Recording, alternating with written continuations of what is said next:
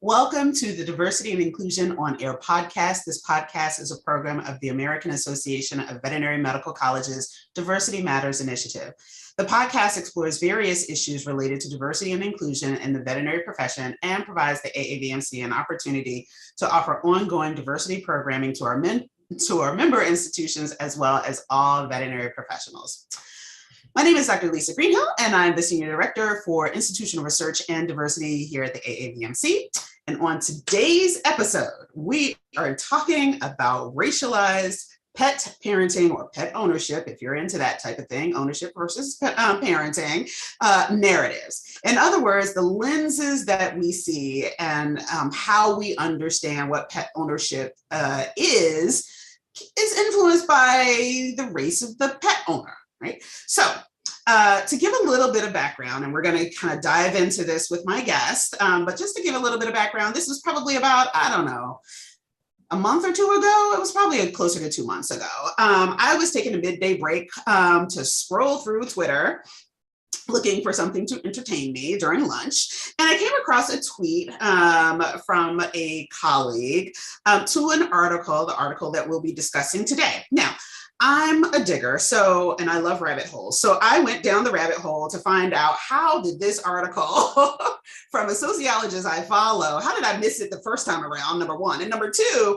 how did it get back into my timeline? So long story short, a well-known sociologist, Tracy McCollum, posted a super cute picture of her dog, Kirby, in a cute sweater out in the yard. It was April because somebody was like, it's hot. No, it's not. Yes, it is. No, it's not.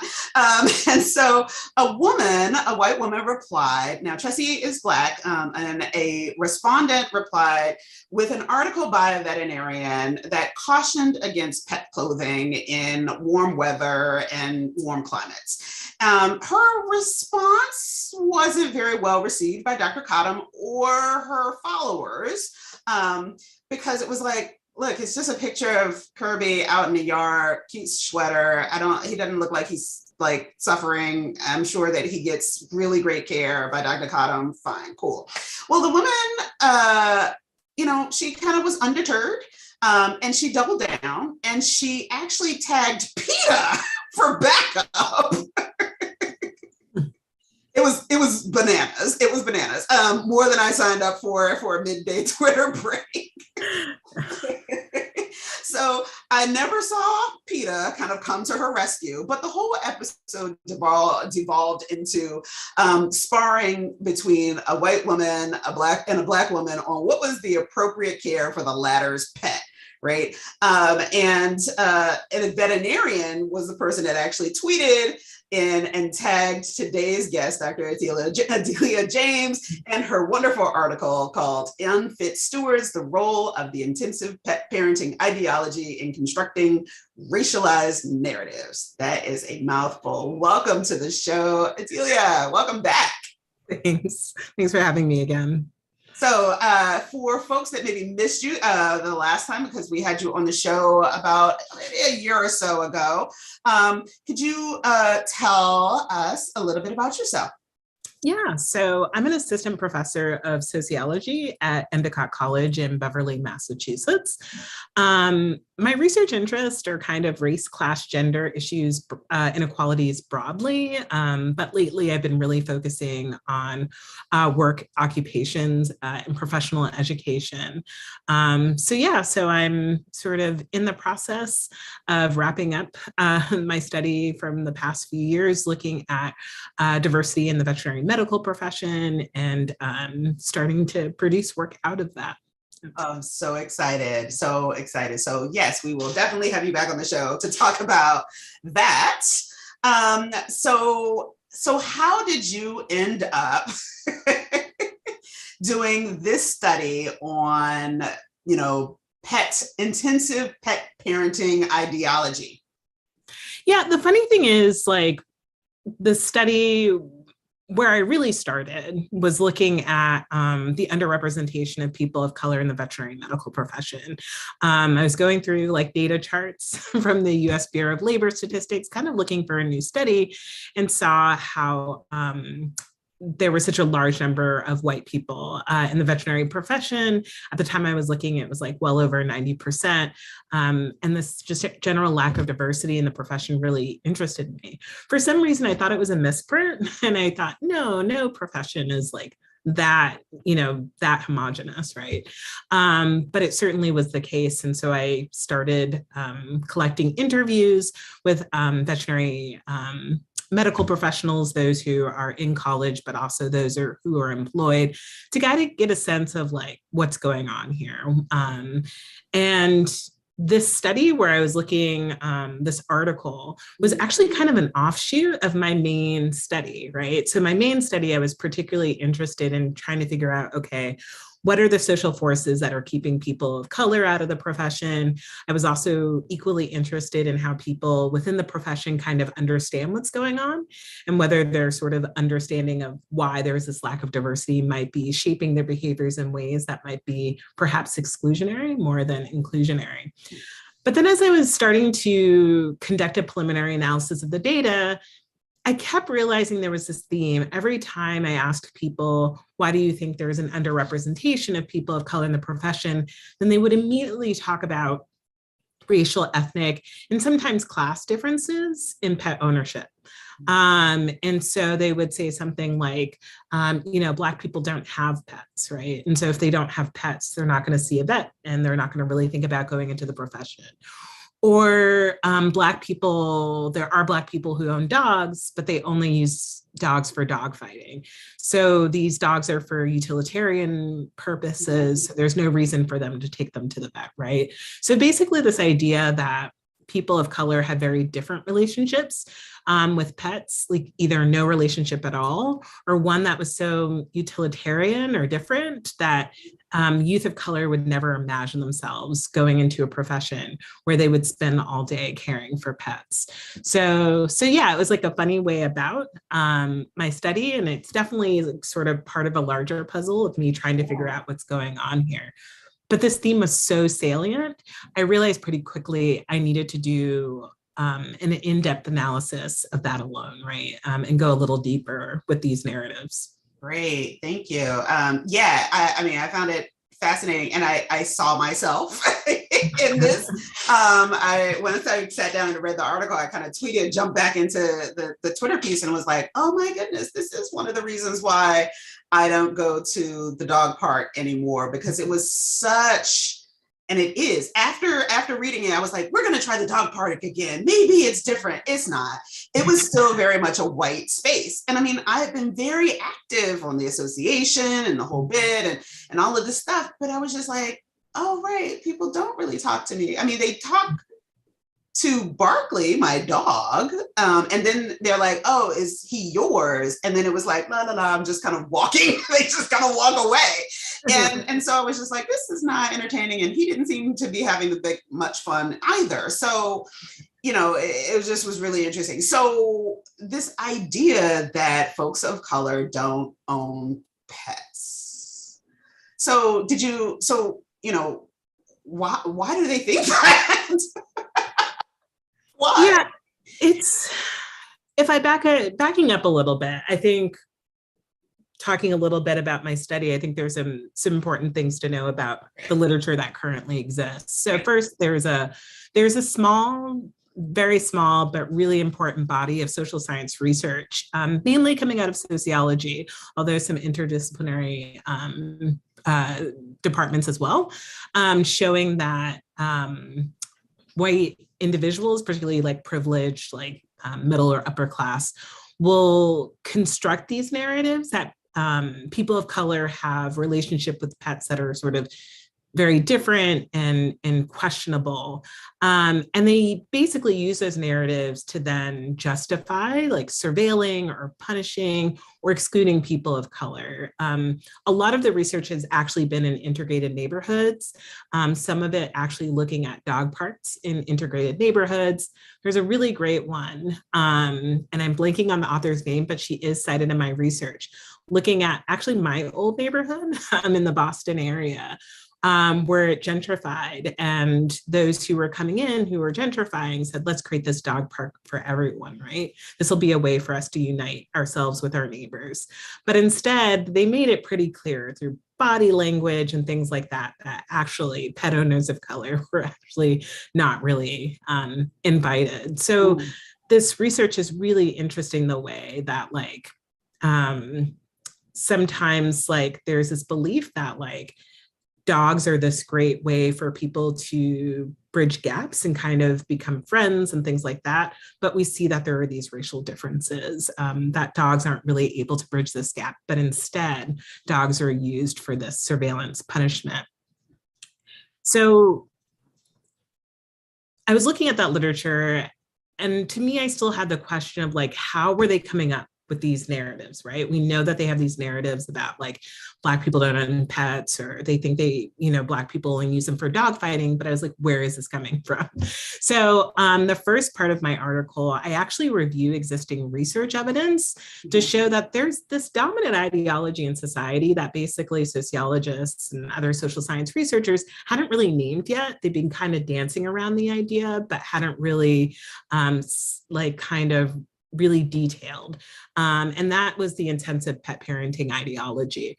So I actually borrow the term intensive parenting from a classic study by sociologist Sharon Hayes from the early 1990s. The book is called The Cultural Contradictions of Motherhood. And she actually called it intensive mothering. And she argues, just like in a nutshell, that contemporary mothers are held to this like really high standard in terms of providing care for children. They're supposed to demonstrate like great love for their children by constantly listening to them, making sure they understand very deeply their desires and their needs, working tirelessly to acquire like all the best like toys and like, you know, things that will help their children grow and be happy. Contemporary mothers are expected to spend all this time engaged in tracking down extracurricular activities, right? All of these things, right? And this intensive mothering ideology is largely constructed and largely propagated by the white middle class. But what's really interesting is that Sharon Hayes and people who have sort of engaged with her work have shown that a lot of working class mothers of all racial backgrounds and mothers of color feel like a strong need to adhere to this intensive mothering too. And that's because this intensive mothering has kind of made its way into organizational policies, right? We see working class mothers and women of color sort of held to the intensive mothering ideology, you know, in hospital settings and school settings and things like that. And so I was seeing the same thing reflected in all of this research I was looking at, in which they were talking about there was kind of this evolution of people kind of shifting, at least in the US case, from seeing their dogs and cats as like, you know, things you have around the house, sometimes useful as like on the farm and things like that, sometimes used as guards, right? We're shifting from this utilitarian use to more of this like companionship and actually valuing animals for their companionship. You also see increasingly people of really all racial, ethnic, and class backgrounds describing their dogs and cats as children and themselves as pet parents. So for me, it was very much, I was seeing, as much as we were seeing this development of this intensive mothering in relation to mothers and their human children, you were starting to see the same thing with people and their pets, spending more money on their pets, you know, advocating for dog parks, taking them to dog parks, you know, paying, you know, going to the vet regularly, which was something that was not the norm, you know, even a few decades ago. Some of the vets I talked to were like, yeah, we didn't go to the vet, you know, like when I was a kid. That's just like, that's something almost new, right? To take them for preventative care. So I saw this, you know, these clear parallels of like intensely loving your pet, spending a lot of money on them, spending a lot of time on them. And so for me, that's why I described it as this intensive pet parenting ideology. And since the intensive pet parenting ideology, much like the intensive mothering ideology, is very much constructed by the white middle class, you know, you see like in that tweet, you know, privileged white people, particularly pet owners, seeing themselves as moral authorities who have this responsibility they see to surveil and regulate other people's pets, particularly people of color. Because it's sort of constructed by the white middle class and these white middle class norms, there's kind of this underlying assumption that people of color must have their own other set of norms around pet-human relationships. And they probably don't look like ours, but ours are the right, you know, of the relationship. So the second thing I did in the article is like, after I established that, like, yeah, there's research evidence to show that there's this intensive pet pairing ideology, I then wanted to sort of connect it to what I was seeing. Like I said, you know, as soon as I asked people about the lack of people of color in veterinary medicine, they would talk about these narratives of these different relationships, right? So they would say things I've already mentioned, that they assumed that, you know, Black, and they would also sometimes add to Latinx people are using dogs for dog fighting or for guarding.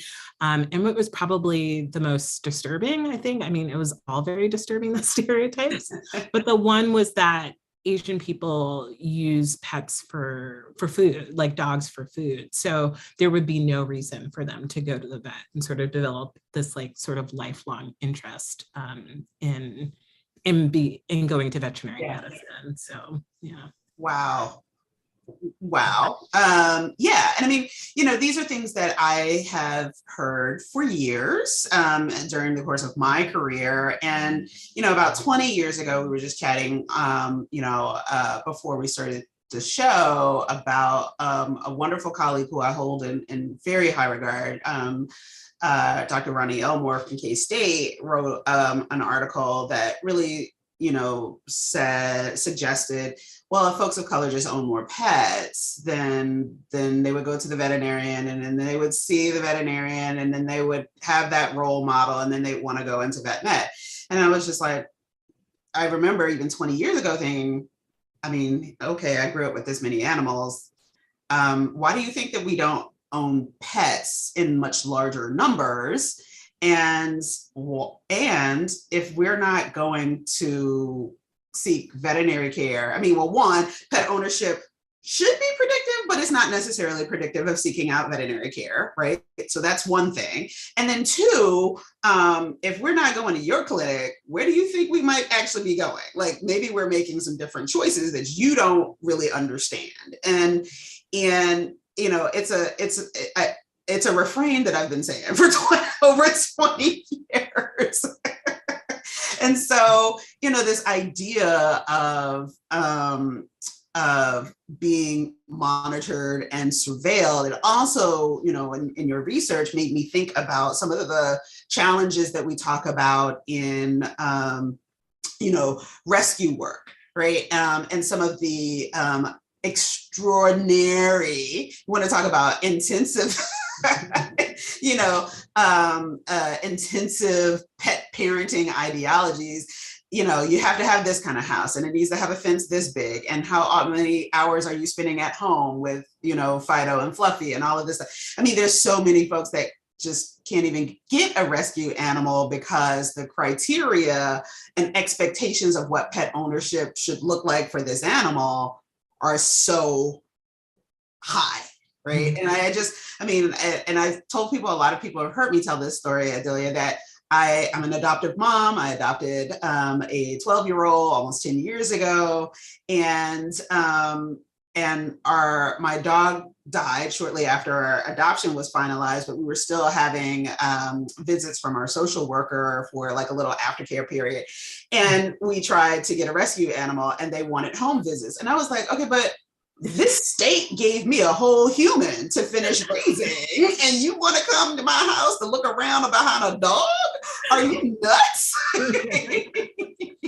That that is not happening. And that's how I ended up with my dog off of Craigslist, right? And so, because I was so offended that I was like, I jumped through all of these hoops and I'm raising a human. And you want to come do a home visit, right? So it certainly starts to kind of, we see this ideology and these expectations that come with it in a lot of different places. So were you surprised by the findings? Like, were you surprised by kind of what you were hearing and how, frankly, pervasive it was from other veterinary professionals? I wasn't surprised. Like, I've heard these narratives before. What I was surprised that I heard it from so many vets. And I was surprised that I heard it from so many people of different racial ethnic backgrounds. And I should say, to be clear, the stereotypes about Asian Americans, I know people of color sort of mention that seem to be sort of the most extreme of the cultural narratives, that people of color, no, this is ridiculous. But I mean, it was so easy for people to say, oh, Black and Latinx people don't have pets, or when they have them, they don't know how to take care of them. They just said it so nonchalantly. And it was just so many people had said it. And it was so many people of so many different backgrounds, which was the surprising part for me. Yeah. So for you, what did you find the most striking? And if you had one thing that you had to say, look, vet med, hello, pay attention to this thing from this study. I think for me, I think about the implications of it, right? So if you have these narratives, right, could these narratives be shaping your behaviors in vet orgs in a way that you hadn't really thought about? As I'm sort of continuing to sort of do some preliminary analyses of this data, I'm finding that, those people who said, oh, people of color don't have pets, or they don't love pets, or they don't know how to take care of them, and that's why they're not interested in the veterinary profession. A lot of those people kind of give up on trying to be helpful in terms of increasing diversity in the profession. So they'll say, like, I think it's really important, and I wish there were more people of color in the profession, but what can I do? There are these cultural differences that I just can't bridge. I can't force Black people to love animals. I can't mentor somebody in the profession who just doesn't have that emotional attachment to animals, or have this lifelong experience of taking care of animals. So for me, I think the biggest, I think we're all aware of the narratives. I think in that way, that part isn't too surprising, although for some people, I shouldn't make a blanket statement. But I think I want people to think about the implications. If you hold on to these narratives, is it actually stopping you from actually doing something about the lack of diversity? Are you finding excuses to say, like, targeted recruitment won't work, or affirmative action won't work, or creating multicultural affinity groups won't work, because, it's too much of a cultural barrier. Yeah. I mean, I'm even thinking about for folks on admissions committees who are, interviewing students, and there is this, a lot of students and applicants kind of are, when they talk about, when you ask, why do you want to be a vet? I love animals and right? So if, an applicant of color doesn't default to the, I love my animals, it almost seems like there might be a little hole there for folks to kind of question, like, oh, but you don't have this kind of connection. And, in the profession, we talk about the importance of the human animal bond, right? And it is an important thing, but if you really kind of have these biases that certain groups just don't, or culturally, it's just not a fit to create this bond, then how do you, it doesn't work. Admissions doesn't work.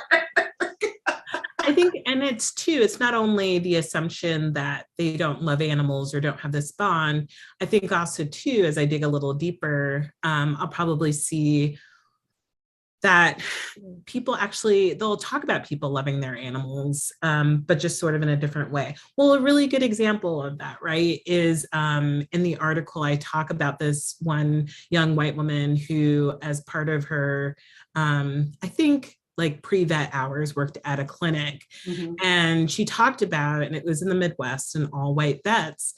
And there was this Black woman who would come in with her dog, and she was like working class, low income, may not even have been working, but would take a cab to the vet office. She would say that sometimes she wouldn't eat to make sure that her dog got food and that her dog got proper vet services. And all the vets in the office were like, she's completely irresponsible. This is ridiculous. And then at the same time, there was another guy who came in who clearly hadn't been taking care of this cat that he had. The cat got a UTI, a really bad UTI, but the whole time, all the vets said like, oh, look at how much he loves this cat, you know, like this guy, you know, we typically don't associate, you know, guys with having love for cats, right? Like, so I think it's like, even if the evidence is there that like a person of color in a particular case loves an animal, it can be interpreted in as like, see, this is just proof that you shouldn't have had this dog in the first place. Right. If you're not eating, if you have to take a cab to take them to the vet. So I think that's, both of those are pretty frightening assumptions that they don't love animals, or there's only one way to love an animal. And thus they're constantly looking through this one particular lens, and will miss the way people of color love their animals in a variety of ways. Right. And so, you know, we were also talking about seeing this, pet parenting ideology in communities of color is actually not hard. It's out there. Yeah. And so, you know, we were talking about some of our favorite, you know, social media accounts where we can find, you know, very intensive parenting ideologies, myself included. I count myself among those folks, and I hope to be reincarnated one day as one of my own pets. Like, can I have an owner like me? I'm the same way. I mean, my cat was my first baby, and she's considered the sister of my 2 human children. Like, yes. She just is. She's part. Yeah.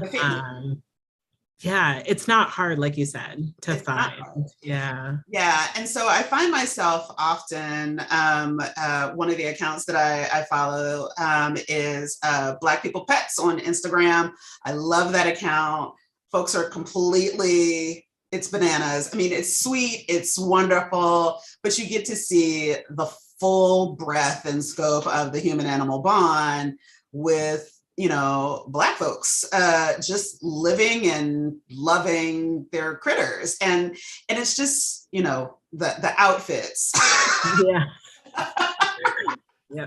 The outfits, the foods, the toys, I mean, it's pretty intense, right? And we were also talking about, like, on Facebook, there's a group of like Black women who love furry critters. I can't remember what the thing is, but you know, there are 28,000 people in this Facebook group. Like 28,000. No, we have pets. And there are like a dozen posts a day. And what I find particularly interesting about some of these accounts are the way that not only is there a demonstration of this ideology that you talk about in your paper, right? But for some of them, like the Facebook group, it is a closed group, right? And so, and they scream. They do scream. You need to be, your profile needs to say Black lady to get in that space, right? But there is this cultural phenomenon that even happens in that space where, yes, these folks are like, this is my child. This is one of my children. And all the other women in the community of this particular Facebook community are referred to as aunties. Right? And so this idea that this doesn't exist anywhere, you know, in these communities is so it's mind blowing to me. And I have a hard time wrapping my head around it because I live in this space, right? I live in this space and I'm like, how do you not see this? Like, it's all over the internet. Like, how do you not see this? And to the point where you don't see it that such that a woman on Twitter tags PETA to come get this famous Black woman together about her dog. Like, it's really baffling. Well, you brought up a really good point too about how like divided social media can be. In some ways, we like to pretend like you have access to all, well, you have access to all the networks, but you don't see all the networks. That is to say, a lot of these are closed groups for the reason that I gave, right? Yeah. The surveillance and punishment, right? So they want to keep it at a closed group. And also I think about my Twitter feeds. I get a lot of, I get a lot of these videos, right, about Black people and their dogs, and that just come up in my feed, but because I'm friends with certain people, right, and in these particular networks. And so I think in some ways, people might be isolating themselves in ways that they, it reminds me a lot. It's kind of akin to the argument that would be brought up sometimes about why Black and Latinx people don't have pets. And they would say, well, they live in urban centers, they live in cities, so they wouldn't have the room for dogs and cats. But this is coming from people who grew up in rural and suburban areas. And so I'm like, where are you getting this information? Like, what are your assumptions about urban areas? And also, what are your assumptions about all Black and Latinx people living in urban areas, right? I just think that when people, as like I said, I think we like to think that social media opens us up to the world, but I don't think it does as much as, you realize. You can become siloed in a different way, just like you become siloed in these racially and class segregated neighborhoods where people live. That can happen on social media as well. It absolutely does. And I mean, this is kind of what, I remember when I first joined Twitter way back in the day. And, I was like, okay, so how do I get to Black Twitter? Right? Yeah. How do I get to Black Twitter? And it took a long time for me to like follow the right people and then follow the other right people. And like, poof, then I was there and I was like, okay, it is a destination, kind of, but not really, right? Yeah, that's like my favorite, people talking about the different types of Twitter. I also very similarly, when I got on, was like, I need to find Black Twitter. And I think it's always fun when I see these posts like, so I discovered X, Twitter, some, this Twitter or that Twitter, right? Like there's all these little like networks that somehow remain hidden. Yeah. So if you are on social media, viewers and listeners, shake up your algorithm and follow some folks that you wouldn't normally follow so that some other folks get in there. And, don't get me wrong, I'm sure that there are lots of folks out there that are probably like, no, Lisa, gatekeep. But,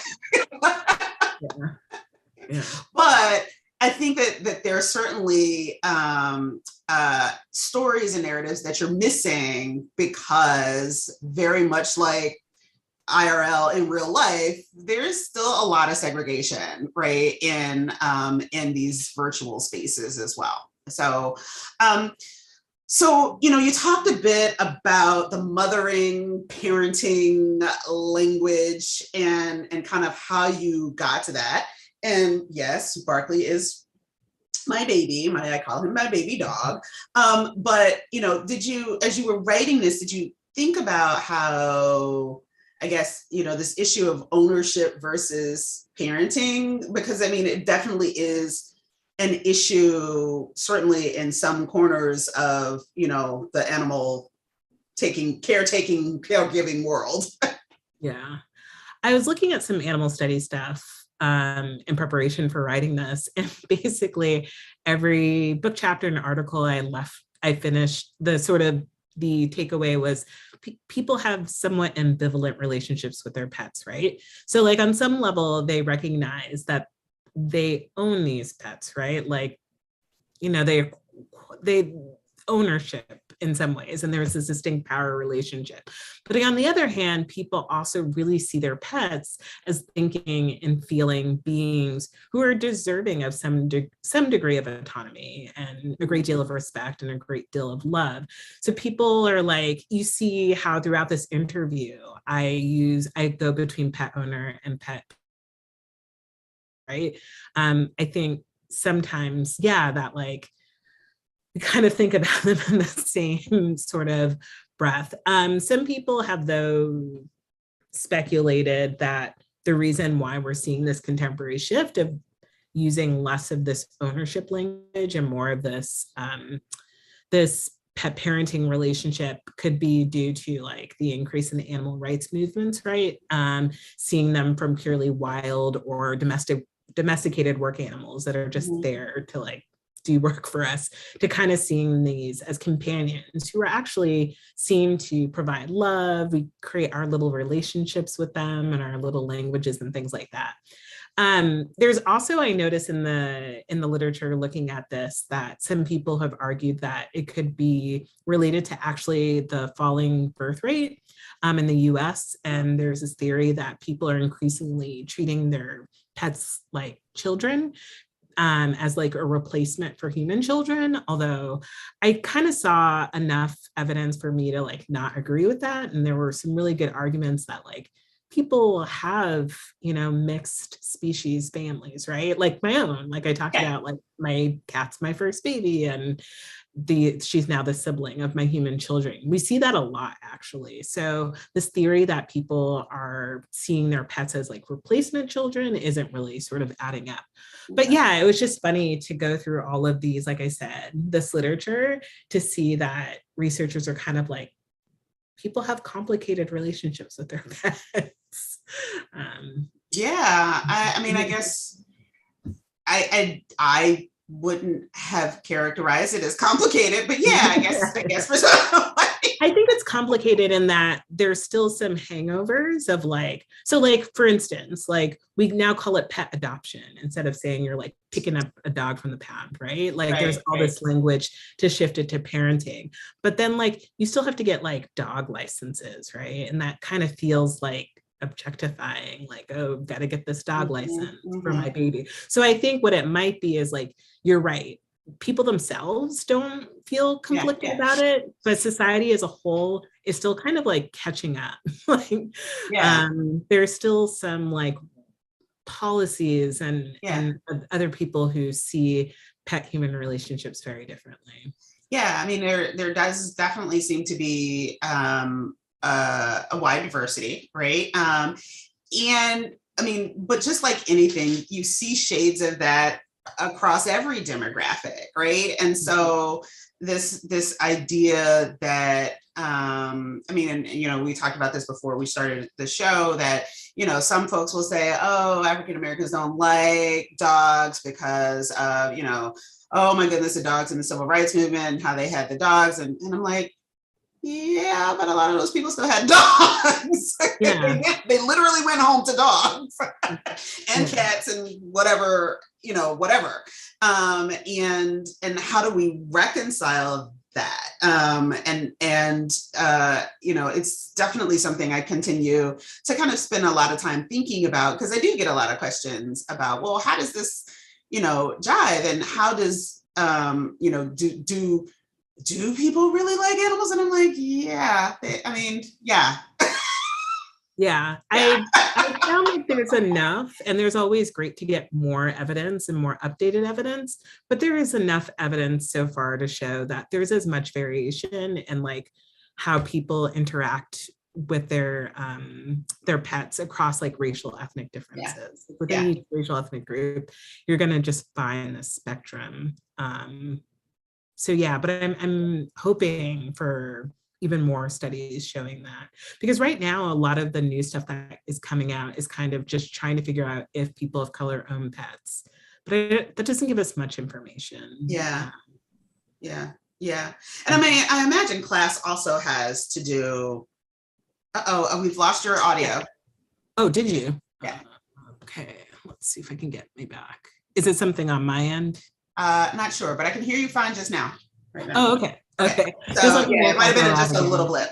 Yeah. But I mean, I do think that class probably also plays a role, because I mean, I think about, and again, this is across demographics, I'm sure, but the type of pet owner that I am now is not the type of pet owner I was raised to be. Like, Barkley sleeps in the bed, like not on the bed, he sleeps in the bed, right? And my parents, they are not horrified anymore. They're not horrified anymore, but the last dog that they also had, when they are complete empty nesters, everybody's been gone for years. The dog that they had a very, very different life than the one that I grew up with, which we did have a pet for, human animal bond and all of that. And we love that animal very much. But as I tell people all the time, he got baby aspirin and Robitussin, just like the rest of us. And, that was veterinary care. My parents were like, we have a gate. He's not exposed to rabies. I know, before anybody sends me comments, like, we know. We know. But the type of animal owner / pet parent that I and the members of my family who have pets now is just radically different than one generation ago. And I think that that there may have also be kind of an anchoring to these images that folks had about what pet ownership should look like, that it was just really anchored in a very different period, that it's just not like that anymore. Yeah. I feel like I saw some evidence of that. I think I saw like one study that said, there seemed to be some possibility that class is a bigger impact on sort of pet human relationships than race. In this particular study, they saw no significant impact of race, but they did see some significance with class. But I also was going to add generational too, because the story that you described, very much I heard, and it was kind of across class groups as well. Like I knew some people whose parents were doctors and nurses, and they were like, yeah, that dog stays outside.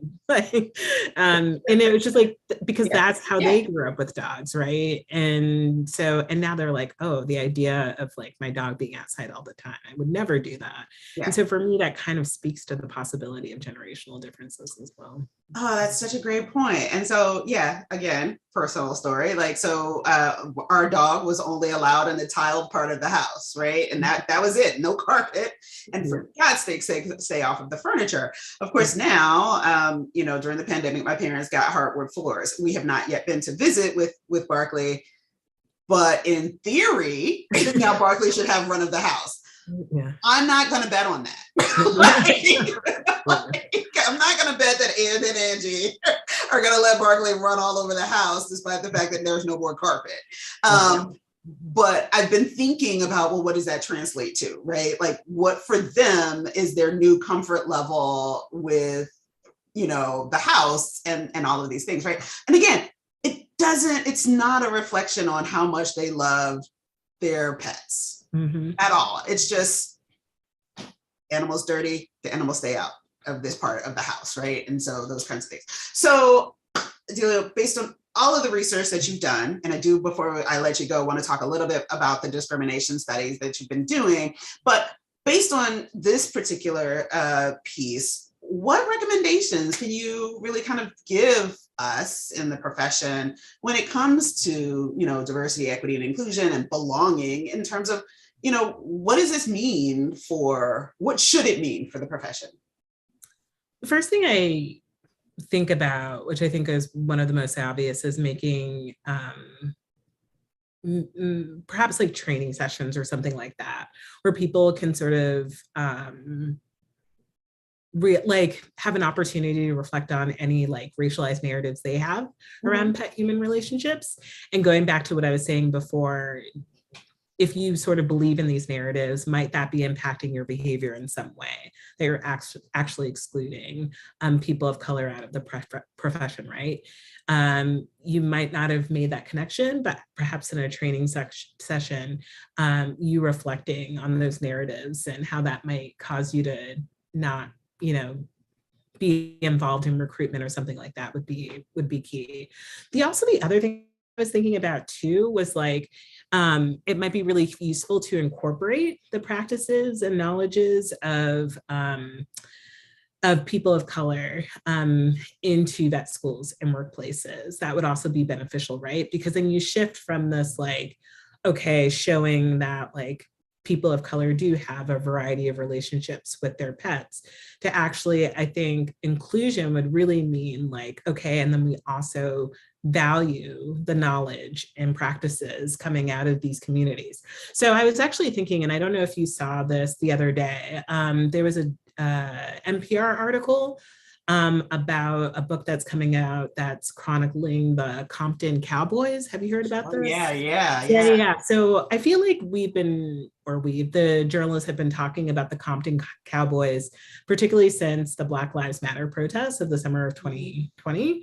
They're a horseback riding club, and just looking at the article, they started in 1988, and getting young Black boys in particular to a ranch that's basically within city limits, is very much an urban ranch, to sort of reclaim this history of Black cowboys. And it just made me think, reading that article, like, what would it mean if like vet schools, for instance, really develop partnerships with Compton Cowboys or other groups who are engaged in, animal practice, right? And really learning from them. Like, I'm sure there's like this long, rich history of knowledge we could be like sort of engaging with among sort of Black cowboys who took care of horses and things like that. So for me, I think trying to push people to actually seeing pet-human relationships among people of color is something that's valuable, I think would be really good. And I can kind of see it through that sort of partnership. I did have, for example, one person in my study talk about when she was in vet school, they would go to reservations, indigenous reservations, to offer free medical care. But very quickly, what they realized what they should be doing is actually sharing knowledge. So like they would give space to like the elders of the tribe to like tell me about like how, if you saw this animal like sick, like what would you do, right? And they were so surprised that like they turned the tables like that, and they really appreciated it, and like brought them back constantly, like to come back to the reservation to help with animals and to sort of foster these bonds with Indigenous youth there. So for me, I think empowering people of color to not only say like, oh, you have similar relationships with your animals as we do, but to actually say you might have distinct cultural practices that are valued to everyone. Yeah, thanks so much for mentioning the Compton Cowboys. I'll also mention like the Bill Pickett rodeo with the Black Cowboys, which is loads of fun down here in the DMV area each year. So if you're in the area, check it out. So it's a good time. It's in September. The 24th, it says here, just in case anybody is wondering. But yeah, and for folks that are watching online, I've dropped the article to Dr. James's article in the chat, as well as a link to the Wikipedia page, at least for Compton Cowboys. Now, before I let you go, what is going on with your larger study? I'm writing a book manuscript. I think to be honest, was like going back and forth, like, do I have enough data? I've never done this before. But this summer, I really committed to it. So I'm in the midst of writing, and it's really fun. It's one big puzzle. I don't know when it'll get done, but it's been really amazing. Really interesting. And I should add, for as much as this article focused on the negatives, like I'm really looking forward to, in book form and maybe even article form, to talk about some of the activism that's going on, because I don't want it to picture it as like the profession doesn't care, because that's not true. There's certainly people across racial, ethnic, and class backgrounds that are doing work. So if anything, I would love to come back to talk about that as well. Absolutely. Absolutely. I am really, really excited about the work that you're doing. And, some of it does kind of show some ugly things that we all need to work on. And but that's life, right? That's why we do what we do. But there are also some really great things that come out of it, some great lessons. So as I wrap up, definitely, folks, go, if you happen to take a left turn, you might end up in Black Twitter, but it's easier to end up on Black Instagram, I think, than it is to get on Black Twitter. But definitely go and follow accounts like Black People Pets, and don't worry, when any Instagram user knows that once you hit follow, it'll drop down and show you all the other accounts that are similar, and you can really see what's happening kind of beyond the looking glass, right? Or what you thought might be happening, because there are just some wonderful, wonderful accounts out there showing a variety of different kinds of people with different kinds of animals. There's a guy, he's on TikTok and on Instagram. I can't remember his name, but his Chihuahua, his emotional support Chihuahua's name is EJ. And, and their morning routine is better than mine. He washes EJ's face and he wipes her paws, and she's got jewelry and she has all of these things. And as I'm thinking of what I've seen on that account for the last month, he is one of those folks where there are folks out in the profession who would have said, oh, this is irresponsible, because, EJ lives, again, a life of comfort. But EJ's person at one point, and so thereby also EJ, were homeless not that long ago, right? But EJ is a priority for this man, and he takes extraordinarily good care of this dog. And seeing what that dog means to him, to me, is one of those things where I'm always like, yeah, this is why I do this work. This is why I do this work. So, okay, so we've got, there are a couple of things. So thanks so much for the important topic.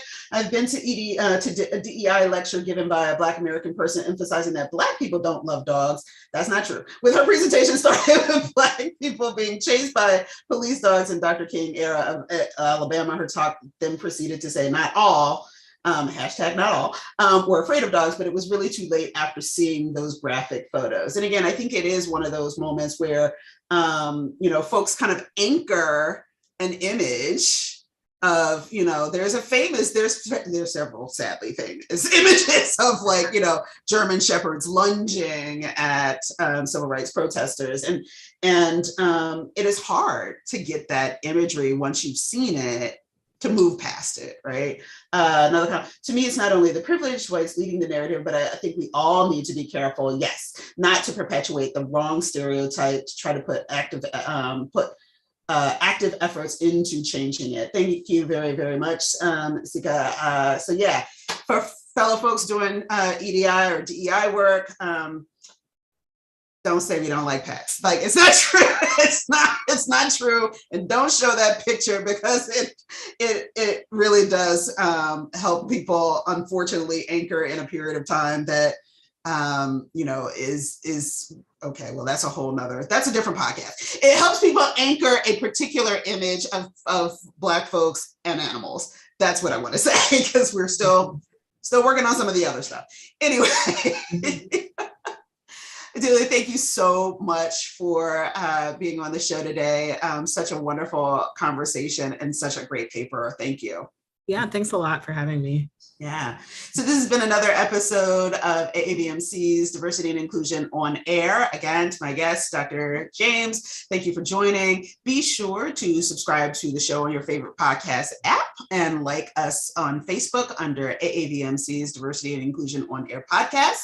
And stay tuned. We will have more shows this summer. Thanks for listening. Thanks for watching.